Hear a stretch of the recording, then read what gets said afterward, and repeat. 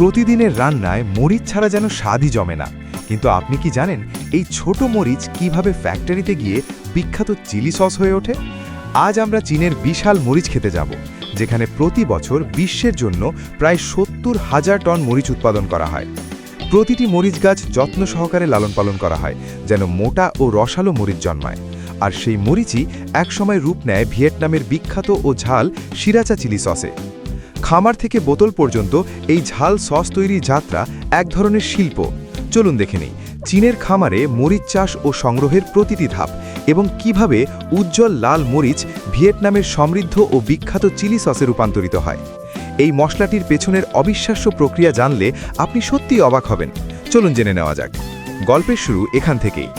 বৃহৎ পরিসরে মরিচ চাষের জন্য চীনা কৃষকেরা অত্যন্ত যত্ন সহকারে মাটি প্রস্তুত করেন, যাতে গাছ প্রয়োজনীয় সব পুষ্টি উপাদান পায়। এরপর আধুনিক নার্সারিতে বীজ রোপণ করা হয়, যেখানে তাপমাত্রা, আর্দ্রতা ও আলো নিয়ন্ত্রিত থাকে। এতে বীজ অঙ্কুরোদ্গমের হার অনেক বেড়ে যায়।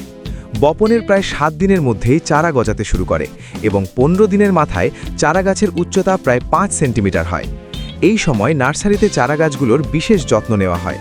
নিয়মিত পানি দেওয়া, প্রয়োজনীয় সার প্রয়োগ এবং কীটপতঙ্গ ও খারাপ আবহাওয়া থেকে সুরক্ষা দেওয়া হয়। এই পরিচর্যা চলতে থাকে যতক্ষণ না চারা গাছগুলো মাঠে রোপণের জন্য যথেষ্ট শক্তিশালী হয়। চারার উচ্চতা যখন প্রায় ১০ থেকে ১৫ সেন্টিমিটার হয়, তখন কৃষকেরা সেগুলো মূল চাষের জমিতে স্থানান্তর করেন। বর্তমানে আধুনিক যন্ত্রপাতির ব্যবহারে এই স্থানান্তর প্রক্রিয়া অনেক দ্রুত, নির্ভুল ও কার্যকর হয়েছে। স্বয়ংক্রিয় রোপণ যন্ত্র প্রতিটি চারাকে মাটিতে বসিয়ে দেয়, শিকড় অক্ষত রেখে, যাতে শিকড় ক্ষতিগ্রস্ত না হয়। প্রতিটি গাছের মাঝখানে সাধারণত ৩০ থেকে ৫০ সেন্টিমিটার দূরত্ব রাখা হয়। মরিচের জাত ভেদে এই দূরত্ব নির্ধারণ করা হয়। এতে প্রতিটি গাছ পর্যাপ্ত জায়গা পায় এবং ঠিকভাবে আলোক সংশ্লেষণ করতে পারে। পুরো চাষ প্রক্রিয়ায় সতর্কতা ও ধৈর্য অত্যন্ত গুরুত্বপূর্ণ, কারণ এগুলোই ভালো ফলন নিশ্চিত করে। মরিচ গাছের সুস্থ বৃদ্ধির জন্য সঠিক পরিমাণে পানি দেওয়া অত্যন্ত জরুরি। কৃষকেরা সাধারণত ড্রিপ ইরিগেশন বা স্প্রিংকলার সিস্টেম ব্যবহার করেন, যাতে সমানভাবে পানি সরবরাহ হয় এবং অতিরিক্ত পানি জমে না থাকে, বিশেষ করে বর্ষাকালে। পাশাপাশি নিয়মিত সার প্রয়োগ করা হয়, যাতে গাছ প্রয়োজনীয় পুষ্টি পায়, শক্তভাবে বেড়ে ওঠে, বেশি ফুল ধরে এবং ফলন বৃদ্ধি পায়। কীটপতঙ্গ, রোগ ও প্রতিকূল আবহাওয়া থেকে গাছকে রক্ষা করার জন্য সময়মতো কীটনাশক ও ছত্রাকনাশক ব্যবহার করা হয়। রোপণের প্রায় ২ থেকে ৩ মাস পর মরিচ সংগ্রহের উপযোগী হয়ে ওঠে, যা নির্ভর করে জাত ও পরিচর্যার ওপর। পুরোপুরি পাকার পর মরিচ উজ্জ্বল লাল বা বিশেষ রং ধারণ করে, যা এর সর্বোচ্চ স্বাদ ও গুণগত মানের পরিচায়ক। বড় বড় খামারে আধুনিক যন্ত্র দিয়ে মরিচ সংগ্রহ করা হয়।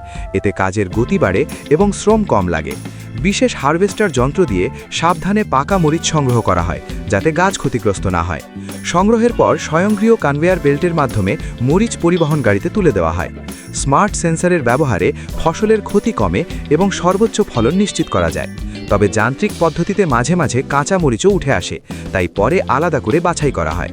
যেসব মরিচ এখনও পুরোপুরি পাকেনি, সেগুলো সরিয়ে ফেলা হয়, যাতে মান বজায় থাকে।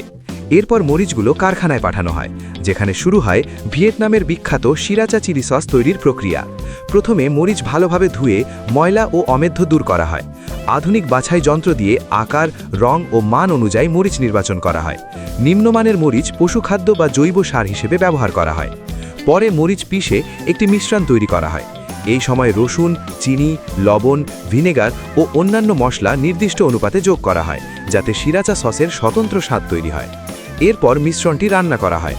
এই ধাপে ব্যাকটেরিয়া ধ্বংস হয় এবং সসের সংরক্ষণ ক্ষমতা বাড়ে। সঠিক তাপমাত্রা ও সময় বজায় রেখে রান্না করা হয়, যাতে রং, স্বাদ ও ঝাল অক্ষুণ্ণ থাকে। রান্নার পর সস ছেঁকে বীজ ও খোসার অংশ আলাদা করা হয়, যাতে সস মসৃণ হয়। এরপর ঠান্ডা করে স্বয়ংক্রিয় বোতলজাতকরণ লাইনে পাঠানো হয়। জীবাণুমুক্ত বোতলে নির্দিষ্ট পরিমাণ সস ভরা হয় এবং মুখ ভালোভাবে সিল করা হয়। সবশেষে মান নিয়ন্ত্রণ করা হয়। প্রতিটি ব্যাচে ঝালের মাত্রা, রং, স্বাদ ও নিরাপত্তা পরীক্ষা করা হয়। সব মান পূরণ হলে বোতলজাত করে প্যাকেট করা হয় এবং বিশ্বজুড়ে বাজারে পাঠানো হয়। উন্নত প্রযুক্তি ও কঠোর মান নিয়ন্ত্রণের কারণে এই চিলি সস সুস্বাদু হওয়ার পাশাপাশি নিরাপদও হয়। এই পর্দার আড়ালের গল্প যদি আপনার ভালো লেগে থাকে, তাহলে সাবস্ক্রাইব করতে ভুলবেন না, কারণ সামনে আরও অনেক সাধারণ জিনিসের অসাধারণ গল্প নিয়ে আমরা আবার ফিরে আসব। সে পর্যন্ত ভালো থাকুন, সুস্থ থাকুন।